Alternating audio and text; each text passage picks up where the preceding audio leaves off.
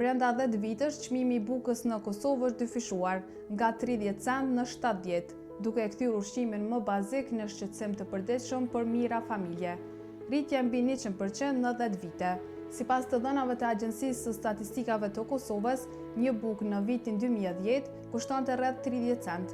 Më pas, çmimi ndryshoi, 40 cent në vitin 2011, rënje në mes të viteve 2012-2018, rreth 30-40 cent dhe rritje sërish në 35-40 në vitet 2019-2021.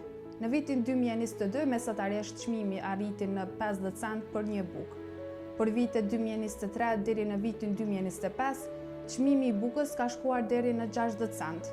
Në fillim të vitit 2026, çmimi i bukës vazhdon të rritet në shumë zona të vendit. Furtarët në Prishtinë dhe qytete të tjera kanë ngritur çmimet e bukës standard në 70 cent. Kjo rritje ka ndodhur për shkak të inflacionit të përgjithshëm në Kosovë, si dhe rritjes së çmimeve të energjisë dhe lëndëve të para.